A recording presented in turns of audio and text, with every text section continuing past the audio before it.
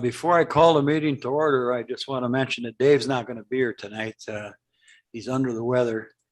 And he gave me one chance last year to run the meeting. He said I flunked that, so he's going to give me another chance this year. So hopefully I'll pass. Yeah.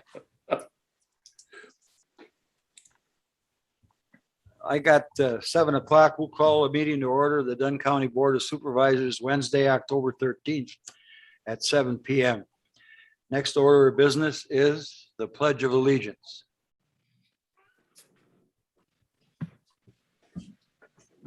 I pledge allegiance to the flag of the United States of America, And to the republic which is stands one one nation, nation, under God, under God, indivisible, indivisible, with liberty liberty and and justice for all.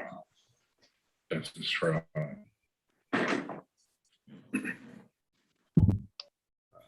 Next order of business is the call of the roll. Supervisor Johnson. Here. Supervisor Bartlett is excused. Supervisor Headland. Here. Supervisor Score. Here. Supervisor Zons. Here. Supervisor Gary Bjork is excused. Supervisor Maves. Here. Supervisor Quinn. Here. Supervisor Rogers. Here. Supervisor Anderson. Here. Supervisor Kinnear. Here, Supervisor Cromry. Here. Supervisor Calabrese. Here. Supervisor Keeter. here, Supervisor Vogel is excused. Supervisor McCullough. Here. Supervisor Story. Here. Supervisor Vandermeulen. Supervisor Niehoff. Here. Supervisor Morehouse. Here. Supervisor Kennedy. Here. Supervisor Tripp. Here. Supervisor Prochnow. Here. Supervisor Jensen. Here. Supervisor Larry Bjork. Here. Supervisor Bauer.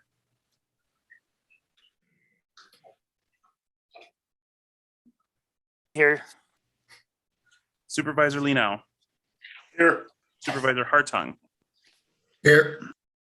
And Vice Chair Steen. Here. The next order of business is the approval of the minutes. Do I have a motion? I so move, Mr. Chairman. Supervisor Bjork moves. Is there a second? I'll second it.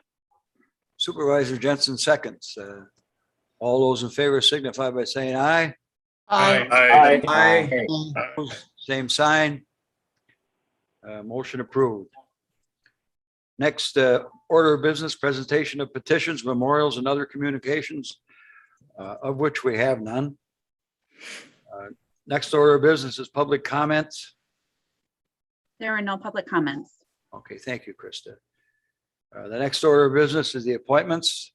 There's one appointment to the Fair Board, appointing Troy Steinmeier to succeed Brandon Kumar. This appointment needs a board's confirmation. I would entertain a motion to approve. So move, Mr. Chair. Chuck Maves, Supervisor Maves makes the motion. Who seconded it? I'll second it. Jim Anderson seconds it. All those in favor signify by saying aye. Aye. Aye. Opposed? Same sign. Appointment approved. Number 8 is the report of the county manager. Mr. Miller? good evening, everyone. As you see on your agenda, first thing I wanted to report on is COVID-19. I know all of you are as tired as I am of hearing about this, but it is an ongoing public health issue and in fact, crisis. At our last report, we sent out communication to everybody on the Dunn County email list. We have over 6,100 known cases, known positives of COVID-19 in the county since the start of the pandemic. There's 307 of those were considered active. 10 of our county residents are in the hospital, and there are another 605 probable cases. Those are antigen tested, which are not as certain as PCR tests. 44 Dunn County residents have passed as a result of the virus. We have seen a little bit of a downturn in the number of cases, the average number of cases per day over the past 7 days. We were up to 31 cases, new cases per day on average, down a little bit to 26. That is going in the right direction, but it's still a very high rate of transmission. And our vaccination percentage continues merely to creep up. We're at 43.3%. So we continue to encourage everybody who is not vaccinated to please do so. It has proven to be the most effective way of preventing getting the virus in the first place. And if you do get the virus, it's not guaranteed you won't, of making sure that your results are not serious enough to end you in the hospital or, God forbid, dead. Please encourage those that you know who are not vaccinated to do so. And please continue to exercise caution when out and about, wear masks when in public spaces, maintain social distancing, and wash your hands frequently. Any questions on our COVID-19 report? Mr. Miller? Supervisor Bjork and then Supervisor Story. The question I had, did you have a comment in there as far as individuals that have reinfected, or how was that? And how does that statistically work? I mean, what's the reason? How are we doing that? I'm not certain I'm following. If you mean, I mean, reinfection is a thing. It does happen. People have gotten COVID and then gotten it again. People have also been vaccinated and gotten COVID. We had several county board members that happened to, was breakthrough cases. So the vaccines are not a 100% guarantee against contracting COVID, but they have proven to be very effective on lessening the severity of the symptoms, reducing the likelihood of hospitalizations and death. Is that what you were talking about? No, I thought it was an item on the report that individuals that have become reinfected or, tested positive for the second time. I think But I also, go ahead. I think I understand what you're asking. You're asking about on my email. I had addressed the county's COVID policy protocols for employees. They were updated recently by the Committee on Administration. One of those policies allows that vaccinated employees who get COVID-19, despite the vaccination, are granted additional sick leave. That same additional sick leave is not given to unvaccinated employees. They have to use their accrued sick leave or vacation days. There's been some pushback on that, some questions about it. But the point is that the recognition of the difference is intended to incentivize getting vaccines, to reward those employees who have taken that step to getting vaccine, to try to not only protect themselves, but their coworkers, their families, and their friends. So finally, there's a practical reason, which I iterated for that policy as well. Hospitalizations for COVID are very expensive. Last time I looked, it starts out at $17,000 for an average stay for COVID and goes up from there. If it becomes severe, it gets into the hundreds of thousands of dollars. We are a self-insured county. So the more that we can do to try to reduce the likelihood of hospitalizations due to COVID, the better off we are. So this is intended to help incentivize encouraging employees who are not yet vaccinated to get vaccinated. Supervisor Story. Thank you, Mr. Chair. I guess I'm curious with regards to the source of the outbreaks. Is it sporting events? Is it schools? Is it a variety? Is it, what's causing the spike? I don't have those numbers in front of me. KT Gallagher is not with us tonight, who could tell you if we're hearing it at schools or at public events more. I simply have the raw numbers, but we can find out for you, Supervisor Story, and try to get that information to you. It would be helpful. Yeah. It would be helpful for those of us that might be interested in doing, like working at a sporting event or something like that, and knowing whether or not we want to do that. Appreciate that. We'll try to get you that information. Thank you. Are there any other questions, Supervisor Morehouse? Yes, thank you, Mr. Chairman. When we reviewed these data last month at Health and Human Services Board, the 30% of the new cases were in younger people and the likely source of transmission is school. I don't know if that percentage has remained static over the last, whatever, 20 days, but that's a much different figure than we saw last year when the majority of cases were in older people. That helps. Supervisor Story. You're muted, Supervisor Story. You're muted, Sheila. You're still muted, Supervisor Story. Hello. There you go. I suspected as much, but I guess I was thinking it's more in the lower level school, in, the elementaries, the middle school. It's also high school then, so it's all the way through. Okay. Thank you. Are there any other questions of Mr. Miller?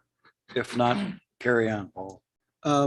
Thank you. The next item on my report deals with the opioid litigation settlement proposal. And I would like to turn this over to our corporation counsel, Nick Lang. I don't need to unmute. Can you all hear me? Maybe pull your mic down a little bit. Pull your mic towards you. How about now? Can you hear me now?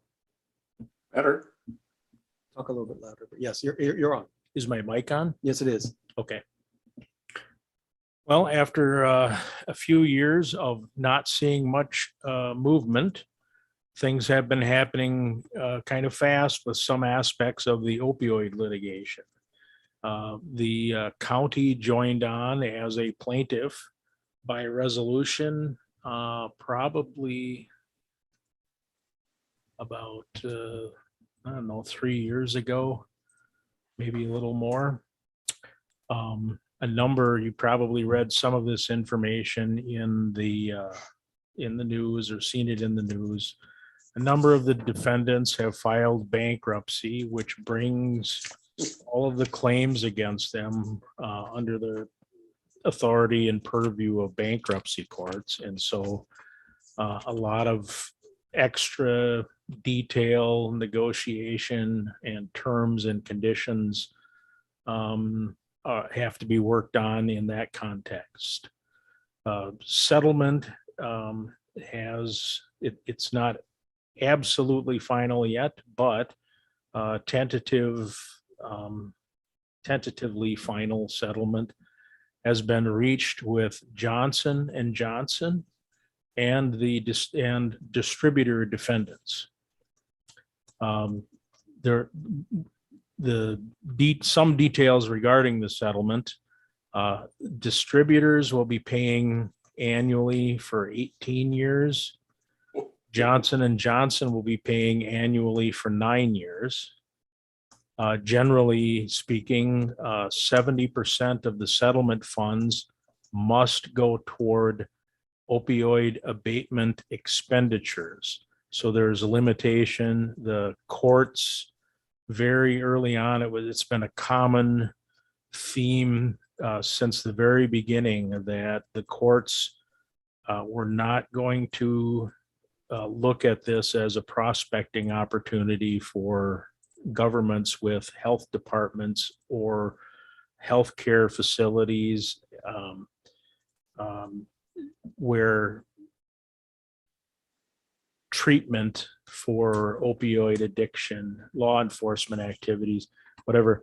So it wasn't going to be a prospecting venture for municipal governments to just, pull the lever and get a big payout and take the money and use it for whatever. So there have been some expectations of focused expenditure. And as I said, about 70%, it looks like about 70% of the settlement funds will need to be used toward opioid abatement expenditures. There will be a list, categories of approved expenditures that will be coming very soon. Things aren't final yet, as I said, but the next few weeks will be busy.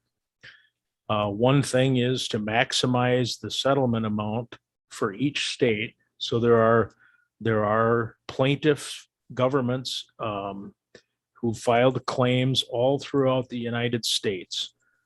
in Wisconsin, all but one county joined in as a plaintiff in the lawsuit.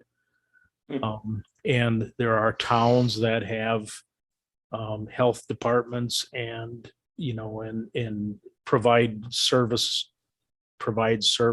that could be categorized as responsive to opioid dependency.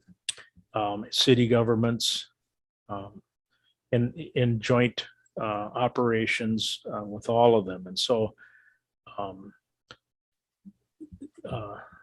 each state, the state of Wisconsin technically didn't join in the lawsuit, but they've been involved with the settlement discussions as part of the expectation of the courts in having the majority of the funds be utilized for opioid abatement purposes.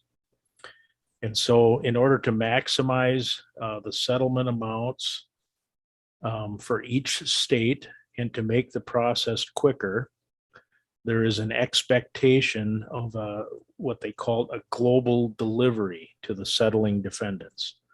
In other words, having all of the litigating governments on board with the allocations and distribution plans, and having a state law that I think at a minimum bars new claims from being made on the same grounds. So it's sort of all with this. You can't come back and file the same lawsuit again later.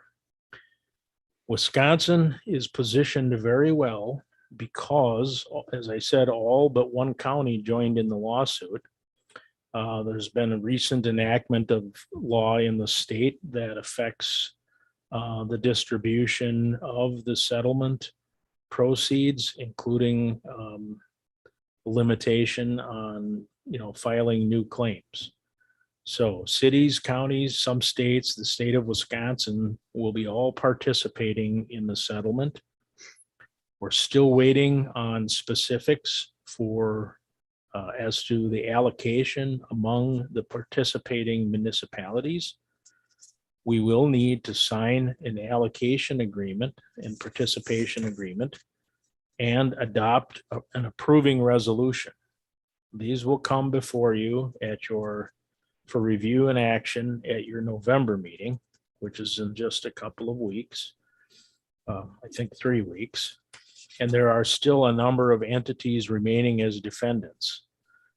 Some of them have already gone into bankruptcy. It's possible that some more defendants may go into bankruptcy before this is over. Recently, within the last 6 or 7 months, I think, some additional defendants have been added into the lawsuit, including mostly these are retailers, large chain pharmacy retailers. And the litigation team is continuing to work on all of the claims against all of the defendants, including the settling defendants. So I just wanted to bring this to your attention. Unless the board feels very strongly and you want to have a discussion and a vote on it, I'm planning on designated Chairman Dave Bartlett as the person authorized to sign paperwork on behalf of the county regarding the allocation and participation in the settlement. And then, as I said, there will be a resolution which our attorneys are going to draft for us that you'll have to consider and vote on, hopefully at your next meeting. I've sent a message to the counties. Well, I've sent a message to our legal counsel reminding them that November meeting, the November County Board meeting, comes very early in the month in Wisconsin because of state law that sets it. And so I'm hoping, I'm optimistic that they'll have all of this stuff available for you at your next meeting. They will also provide additional information that can be provided, that can be distributed to the board. And hopefully we'll see things wrapping up. It sounds like once all of the participation agreements are in, the distribution will start in the first quarter of next year. There will be a second distribution later in the year, and then thereafter, it will be annual. And the exact amounts at this time aren't known because of allocation and distribution that has to be worked out yet as part of the settlement. That's my update, my report. Thank you, Nick. Mr. Miller, you want to continue? Are there any questions on that opioid litigation settlement?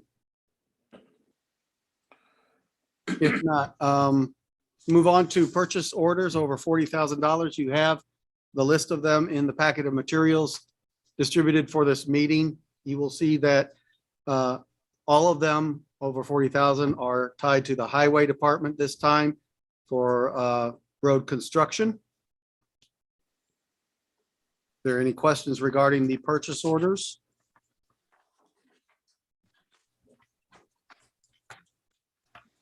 If not, I have one other item that's to report on, and that is to announce that with regret, we received the resignation of Highway Commissioner John Swirsky yesterday afternoon. He indicated that he has an opportunity to return to the private sector, and we wish him luck in his next chapter of his life. So we will be working as diligently as we can going forward here to try to find a new highway commissioner for Dunn County. That will be an appointment ultimately by the county board. That concludes my report. Are there any questions? Seeing none. Next order of business is number 9, the reports of the committees. The Executive Committee proposed 2022 budget and levy. Speaking to this, would Mr. Stray like to address this? Yes, thank you, Mr. Chair. Good evening, everyone. Included in your packet for the meeting today was a memo from County Manager Miller that pretty much updated and walked at a very high level, walked everyone through the process for the 22 budget up to this point. It also included information that had been previously distributed, but as we've updated, provided updates as well on, and which included the adjustments that were recommended by the standing committees, updates that we received as we received updated information, estimates from the state of Wisconsin, so on and so forth. And all the way through, all of this has been endorsed by the executive committee. And what's before you tonight is the results, basically the numbers and of where the budget is at. And this is before you tonight for your approval and endorsement for us to publish this as proposed budget for 2022 and publishing a public hearing notice with this information. With that, I'm going to share my screen and bring up the summary. I'll just hit the highlights and then I'll open it up for any questions if there are any. So let's see here. Here we go. All right, hopefully everybody can see that. And I'll blow it up here a little bit.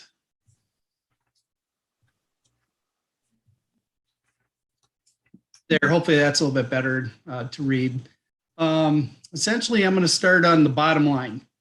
The budget does increase from 83.3 million adopted for this year to 90.7 million, almost 90.8 million this year. Number of areas really drove that. certainly public health and human services have additional grant funds that are reflected in their expenditures, as well as revenue sources. We've also had in the highway budget, there's a substantial increase for road projects, going from just short of 11.3 million up to 14.8. And then there were a few other areas down here in the health insurance and work comp. You're seeing significant increase. Part of that is transferring $1 million of more or less fund balance in the workers' compensation fund, because we've had low claims in that area that we're transferring over to health insurance fund to build that fund up, but also fund some of the initiatives that were approved for 2022. Those are some of the notable ones, just quickly. I will point out at the bottom here of the spreadsheet, and this was one of the major focus points as we went through the budget process, is meeting the levy limit. And this shows that after all the adjustments and updates were made for revenue projections, updates for expenses, including class comp, including the position requests, all of that is in there, and we've met the levy limits. We also had to, for the first time this year in budgeting, meet another limit, and that was one that the county board established when it adopted a CIP, and that was $3 million in debt. And again, this shows that we've met that. So the bottom line is we're in line with your goals for borrowing in the adopted CIP. We're in line with the state requirements, and we've made all the adjustments that have been presented up to this point. So with that, I will open it up for any questions. Are there any questions? I can't see anybody, so speak up if you have questions of Mr. Stray.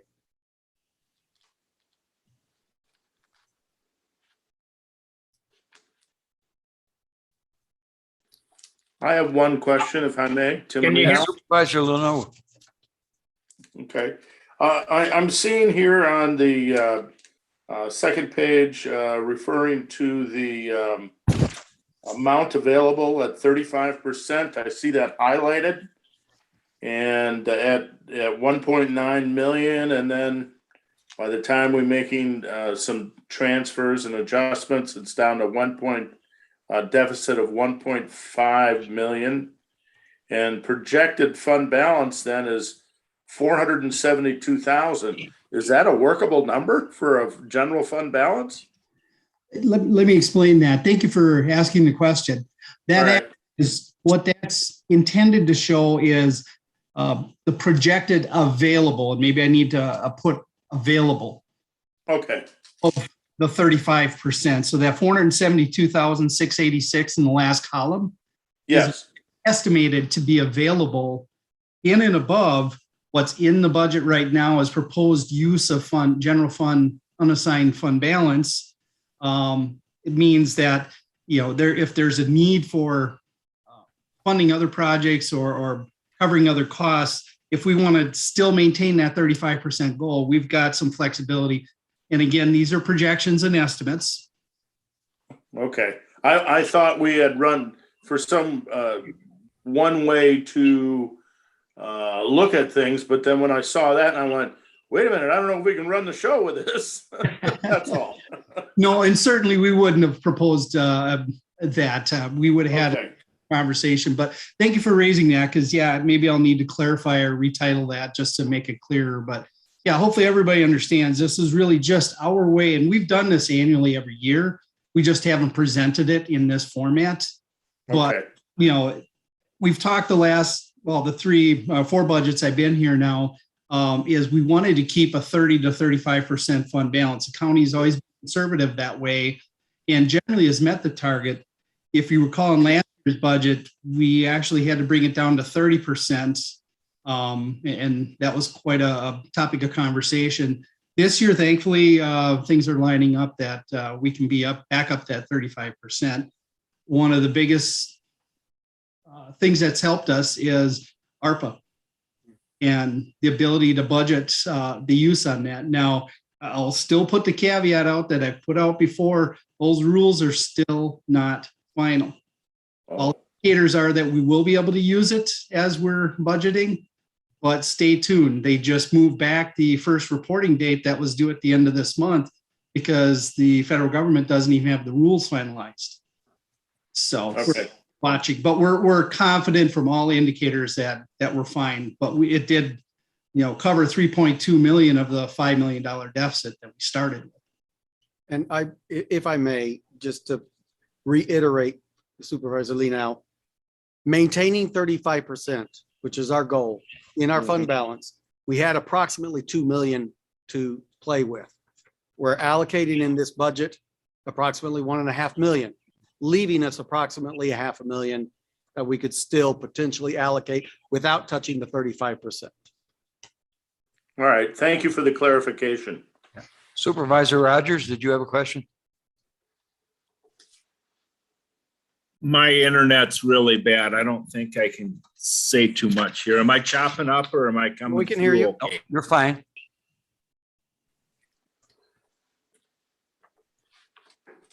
You're muted.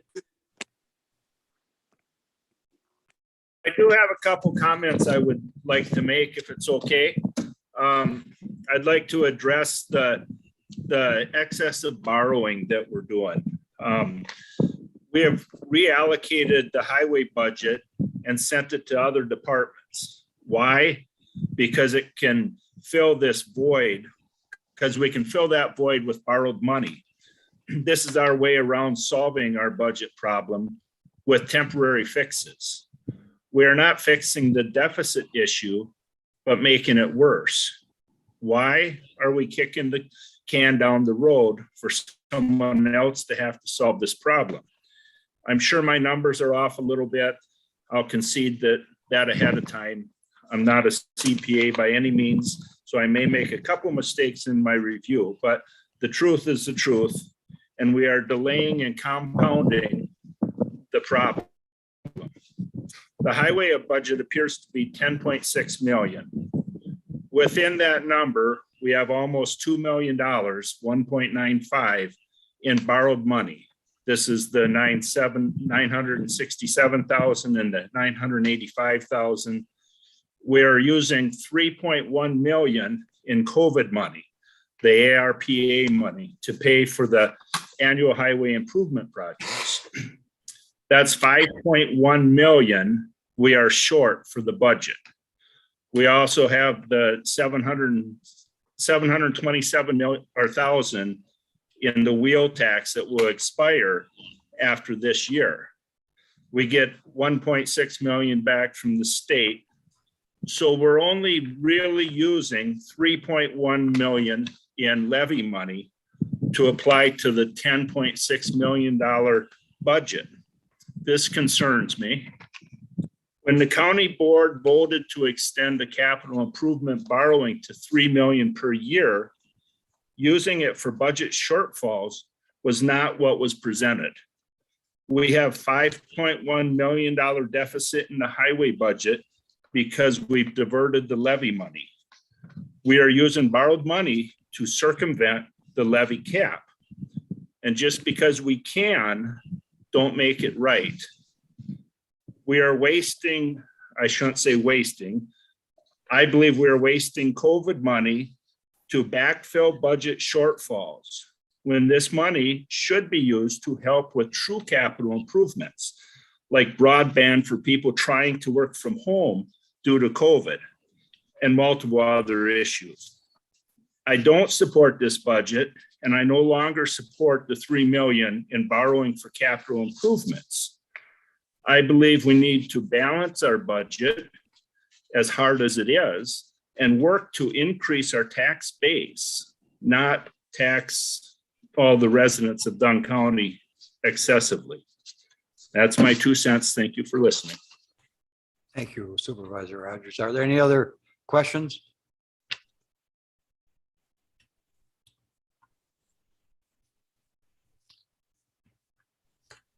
Okay, if there aren't, moving on.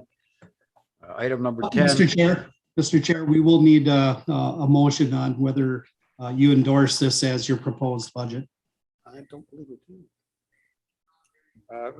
Hang on a second, we got to Okay, confer. we'll need a consensus of some sort, whether it's a formal motion or not.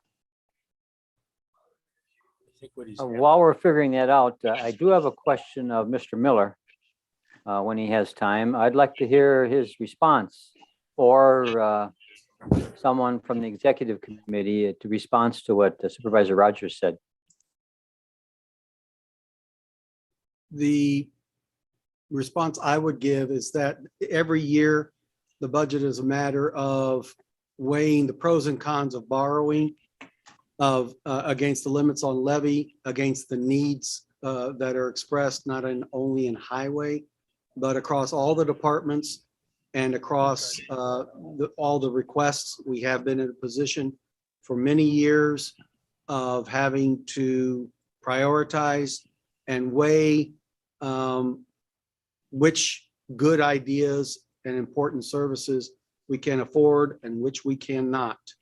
And it is the case every year that we are not able to approach it and do what would be the ideal if we were to balance the budget, as Supervisor Rogers suggested, without recourse toward borrowing and without using ARPA for highway.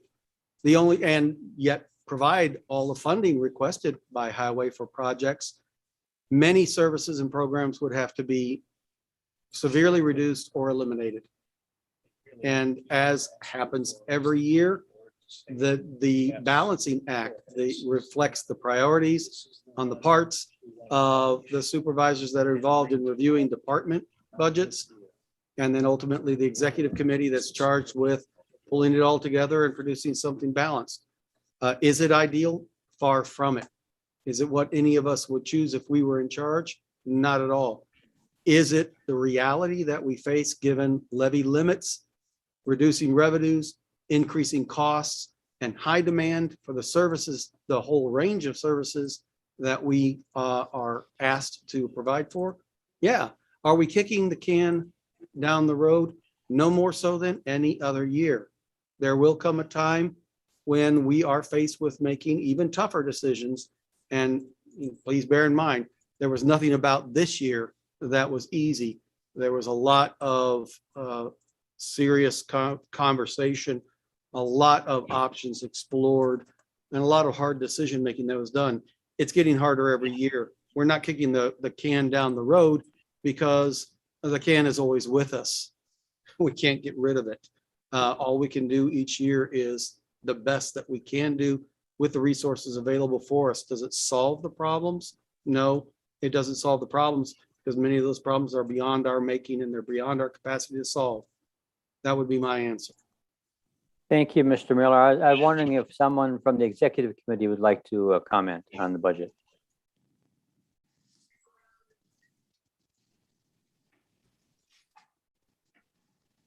Mr. Chair. This is Vaughn. Mr. Hedlund. Yeah, I would be glad to make a couple of comments. First of all, if you want to take a look at the levy in terms of taxes that we are proposing to you to approve tonight, you'll see that we're actually, that those levy percentages are actually going down in terms of people's household taxes. Now, whether taxes go up, well, that's going to vary on whether or not their property value, and whether or not that outweighs the other, the lowering. But that, in fact, is actually being lowered. So because of that, and because we're at a levy limit laws that are part of our state law, I guess if we could, wave a magic wand over it and the numbers would pop up and say, yeah, here's the solution, boy, I'd jump at it. But and I also, take very serious the good comments by Mr. Rogers. Thank you for making it. But I look in the same vein, I think that he does. But and having worked on this thing looked it over time and time again and hours and trying to provide the people of this county with what they ask us to provide for them. I guess this was our solution. Thank you. Yeah, thank you very much for your responses. I appreciate it. My only comment is, can we chip away at it? As far as we need to cut something and eventually we're going to have to. It sounds like you feel comfortable that we have tried to chip away at it, but that's what I'm looking at. We can't do it all at once, but perhaps we can at least start towards that area. Thank you very much. Mr. Chair, this is Sheila Story. Yes, go ahead, Supervisor. I've been on the board a long time, and I guess I'm thinking that we have been chipping away at it. Mr. Stray, if you'd maybe help me with this, but in the course of all the years that I've been in, we did deal with a major crisis with the healthcare center. And we were putting money aside for that. And we more recently had to deal with the SAP, that particular program, and getting that resolved. So if we didn't have either one of those situations happen, probably we wouldn't have that kind of debt. Would that be true? I don't know that it would go in that direction, Supervisor Story. Really, I think someone alluded back to the levy limit law. And I'm looking at the worksheet this year. We've got a $6 million budget. General fund is over 25 million, 23 to 20. The allowable growth for us is $300,000. That doesn't even cover labor cost increases. That doesn't even cover cost increases. So the county is put in nearly an impossible situation. And supervisors just have one heck of a job trying to figure out how to make this work. Government's been dealing with this for well over a decade. I believe it's over 15 years now. The cumulative effect is getting tougher and tougher. Really is the underlying issue here. When that levy limit law was passed, they created an exclusion for debt, an exception for debt. It incentivized and more or less structurally is forcing local units of government in Wisconsin to issue debt, to get things done, projects done. And they're having to shuffle things around to line up with that. That's the cold, hard reality of it from an economic and a financial perspective. If the decision is not to cut major services that the citizens expect or are mandated by the state of Wisconsin. And we're not getting all of our expense reimbursements on mandated services. So it's really a whole package of things. And I don't think it's any one individual decision. Those are the big overarching things when you can only raise 300,000, give or take. Talking about economic growth, tax-based growth, that's fantastic. Probably the levy limits, for example, the last several years, we've had in the range between 5 and 6% equalized value growth, and we're allowed to levy an additional 2% or less. So we don't even get the benefit of the tax-based growth. So that's the ratchet down of that. We can have all the growth that we want, but with the structure of the levy limit law, you don't get to capture it and use it. Thank you, Mr. Strain. As I understand this, what Keith is asking for is the board approval to okay this so that he can go ahead and publish it with the blessings of the board. Is that correct, Mr. Stray? Yes, it doesn't have to be necessarily in a formal, Mr. Miller's reminded me maybe the county board hasn't done that. I've had that so ingrained as a staff member. If I'm presenting something out to the public, I should definitely get some form of endorsement.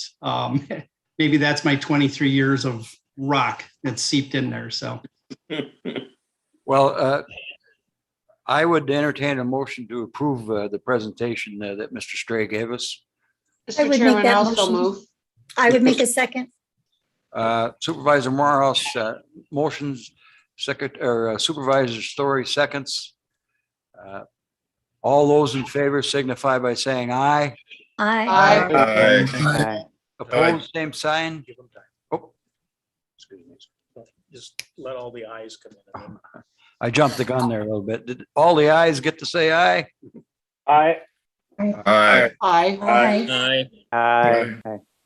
Opposed, same sign. Okay, thank you. You have your endorsement there, Keith. Thank you. Thank you. The next order of business is a consideration of resolution, reports and ordinances from the standing committees. 10A Committee on Administration, a resolution rescinding resolutions 2018-63 and 2018-71 regarding ENS Director. I would entertain a motion to approve this. Supervisor Kinnear moves to approve that.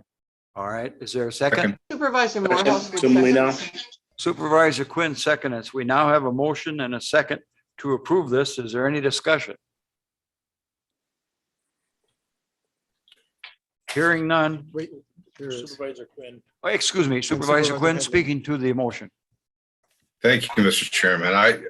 This motion originated in the Planning, Resource and Development Committee and is forwarded by the Administrative Committee. I think I just want to note that the notes that were attached to it, I think pretty clearly, just pretty accurately describe the discussion that happened in the Planning and Resource Committee, and other committee members can comment if they'd like to, but this is a position that was established a few years back in response to the difficulty that we were having of managing these 4 divisions, effectively managing.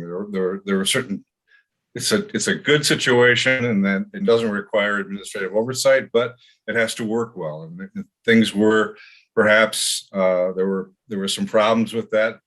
In the intervening years, especially last year, we're down to 3 departments, and one of those is very likely to be somewhat reduced in scope with the transfer of perhaps the transfer of some of its services to another department in the county.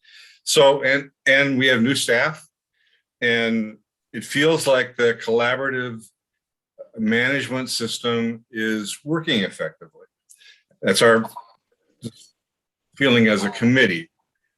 In general, we feel like the county should be careful in adding administrative expenses that aren't needed or that may be avoided, practically speaking. And in this case, we think that adding an administrative expense would not be in the interest of the taxpayers or the functioning of the departments.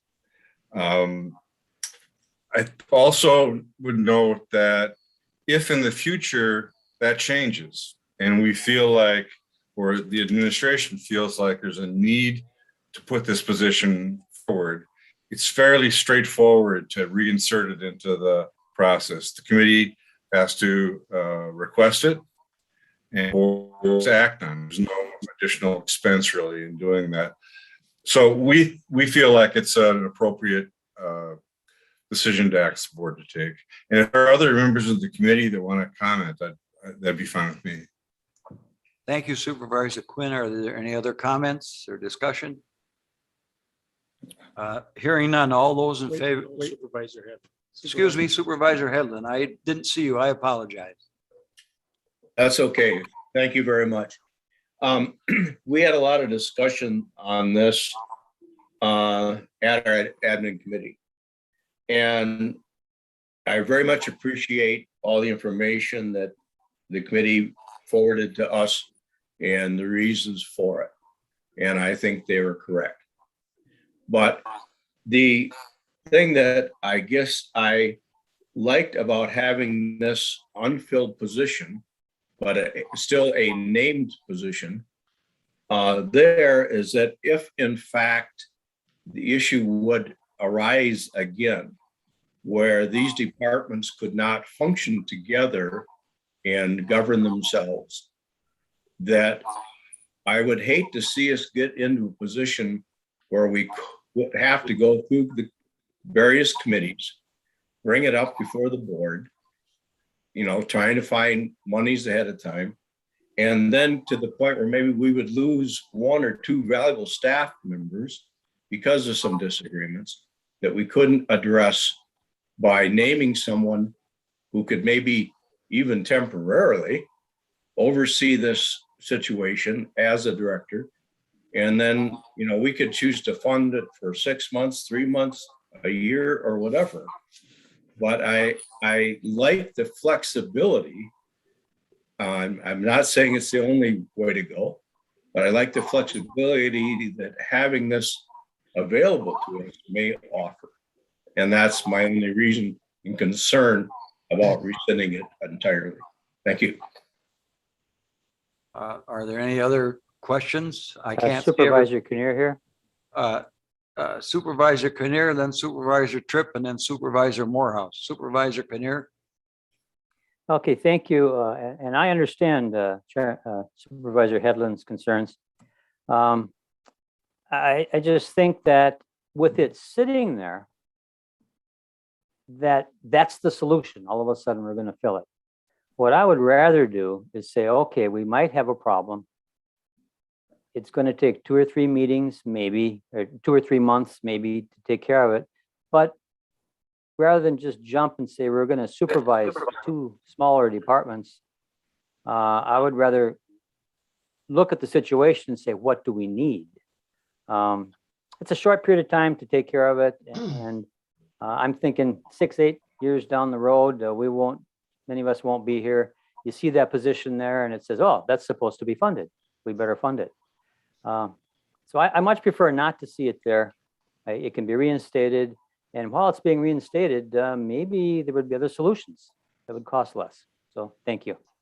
Thank you, Supervisor Kinnear. Supervisor Tripp.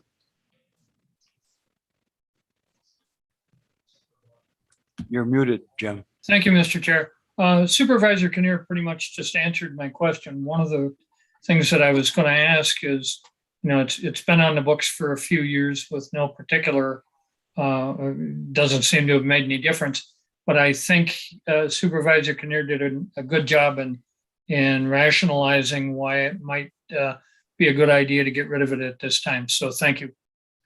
Thank you, Supervisor Tripp. Supervisor Morehouse. Thank you, Mr. Chairman.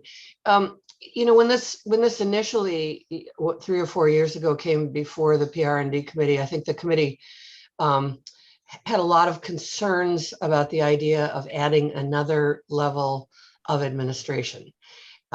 There were some issues, and I think the committee rather reluctantly, and helped me, other members agreed to the position.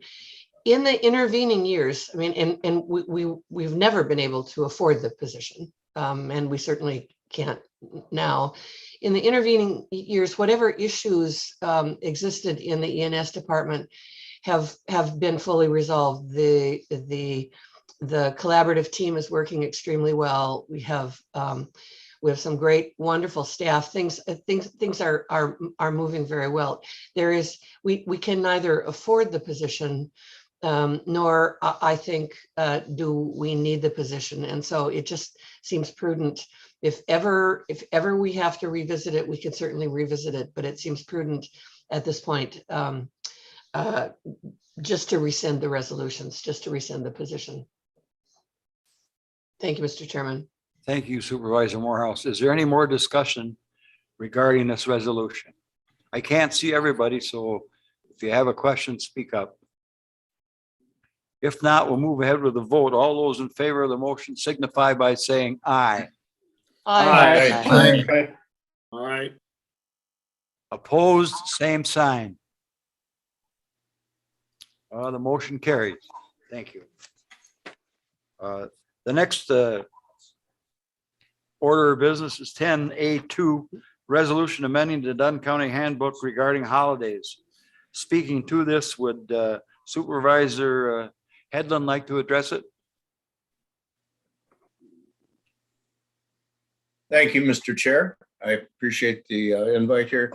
There is in the background information, hopefully you've been able to follow that. Is that there was basically a study that was done by our HR department based on some problems we've noticed in the recent months in recruitment of employees. And one of the things that came up a number of times apparently was that that we don't have as many paid holidays as many of the surrounding counties or municipalities do. And so this resolution is to, I guess, just bring us into the average.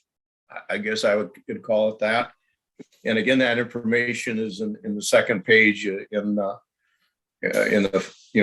background, to add in one more paid holiday for the employees of Dunn County. We chose to pick Martin Luther King Day as that 10th paid holiday. And so this resolution then reflects that change that would be going into print in the handbooks. Thank you. Is there any other discussion regarding this resolution? I don't see any, so did we get a motion? Motion. Need a motion in a second. Larry, be- Comment? well, wait, let's get a motion in a second, then we'll discuss it. I jumped the gun a little bit. Who moves? Supervisor McCullough, I move the motion. All right, Supervisor McCullough makes the motion. Is there a second? Supervisor Story, Supervisor Headland beat you there, Sheila, but thank you. that's Now, okay. We're open for discussion, which we already had somewhat already. Go ahead, Supervisor Bjork. Well, I hate to be a stick in the mud, but I'm going to say we don't need to add another day off. We just come through looking at some really difficult numbers on what government costs. And we have, I just don't think that we need to add another day off. Thank you, Supervisor Bork. Is there any other discussion regarding this resolution? Hearing none, all those in favor of the motion signify by saying aye. Aye.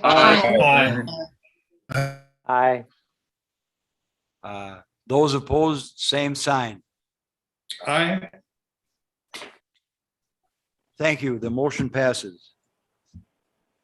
The next order of business is 10B, Judiciary and Law Committee, Ordinance Amending County Code of Ordinances, Chapter 7, Section 6-02 regarding child support fees.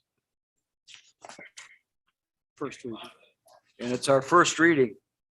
Do we need a motion in a second? I would entertain a motion and a second. Mr. Chair, this is Tripp. I move. Supervisor Tripp moves. Supervisor Bauer, second. Supervisor Bauer seconds it. Now we'll open up for the discussion if there is any. Supervisor Tripp. Thank you, Mr. Chair. If you read especially the second paragraph of Nick's very good summary, it's pretty self-explanatory. Generally speaking, this applies to a service that is provided by the Child Support Agency and the method of receiving that service. One of the options involves a cost to the county. The other involves a cost that's reimbursed. What the intent of this is to apply a fee to those people who choose to have the service that is not reimbursed by the government. They still have a choice. They can always get the service for free. But in this case, at least they would cover our costs for handling that, for covering that service. It's been explained to us by Josie LaLiberty, and I'm going to ask her to speak in just a minute. But we're talking about a relatively small amount of money individually and in total here. Josie, with your permission, Mr. Chair, I'd ask Josie LaLiberty to expound on the nature of this resolution, if she would. She certainly has my approval. Go ahead, Josie. Thank you, board members. Corporation Council's memo dated July 26, which was in your packets, lays this out fairly well. I would just add to what Supervisor Tripp said. This is not going to be a huge moneymaker by any means. I believe that most people will choose to apply for 4D services for free as opposed to paying the fee.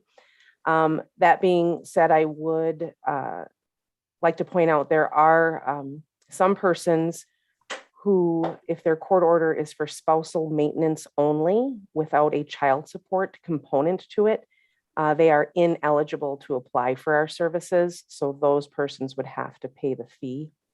Those cases are much fewer and far between, but Thank you, Ms. Liberty. Any other discussion? Hearing none, all those in favor? No, hearing none, we'll do it next month. This will come for vote. Okay, For a second. okay, second reading, we will act on it next month. Thank you for your patience with the rookie here behind the wheel. Next order of business is 10C, Executive Committee Resolution approving the 2021 budget adjustment for administration, public health, human services, and sheriff's department. Need a motion and a second. Mr. Chairman, also move. Motion by Supervisor Morehouse. Is there a second? Seconded, Supervisor McCullough. Supervisor McCullough seconds it. Is there any discussion regarding this? I have a question to Supervisor Bauer, Mr. Chair. Yes. Supervisor Bauer.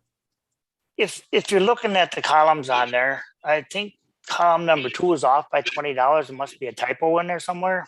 If you look at the fourth item down, that 2644 and the other is 2664. And the totals are still the same on the bottom. I sure it's just a typo, but it should be amended. Yes, thank you, Supervisor Bauer. I appreciate that.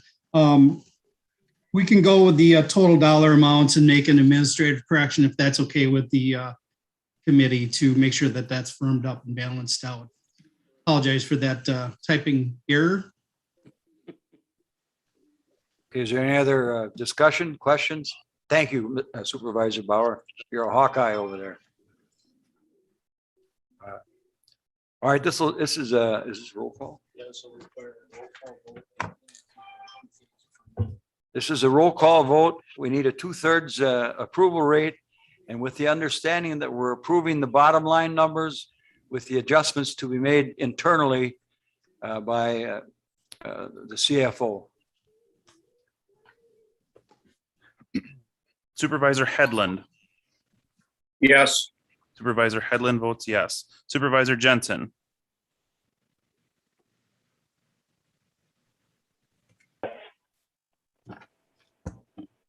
Muted, I think. Huh? Yes. Supervisor Jensen votes yes. Supervisor Johnson. Yes. Supervisor Johnson votes yes. Supervisor Kennedy. Yes. Supervisor Kennedy votes yes. Supervisor Kinnear. Yes. Supervisor Kinnear votes yes. Supervisor Cromry. Yes. Supervisor Cromry votes yes. Supervisor Keeter. Yes. Supervisor Keeter votes yes. Supervisor Lenow. Yes. Supervisor Lenow votes yes. Supervisor Maves. Yes. Supervisor Maves votes yes. Supervisor McCullough. Yes. Supervisor McCullough votes yes. Supervisor Morehouse. Yes. Supervisor Morehouse votes yes. Supervisor Niehoff. Yes. Supervisor Niehoff votes yes. Supervisor Prochnow. Yes. Supervisor Prochnow votes yes. Supervisor Quinn. Yes. Supervisor Quinn votes yes. Supervisor Rogers. Yes. Supervisor Rogers votes yes. Supervisor Score. Yes. Supervisor Score votes yes. Supervisor Steen. Yes. Supervisor Steen votes yes. Supervisor Story. Yes. Supervisor Story votes yes. Supervisor Tripp. Yes. Supervisor Tripp votes yes. Supervisor Zahn.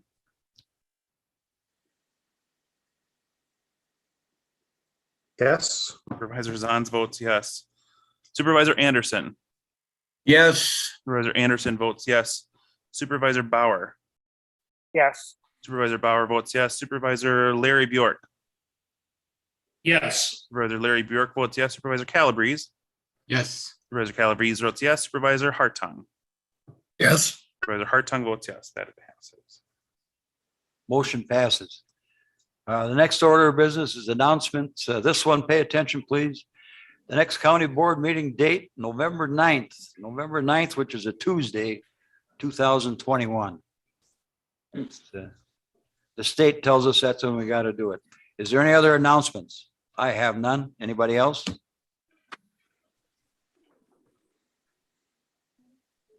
Seeing none, I would entertain a motion to adjourn. I so move. I would second. Supervisor Johnson moves, Supervisor Helen seconds. All those in favor signify by saying aye. Aye. Aye. Opposed? Aye.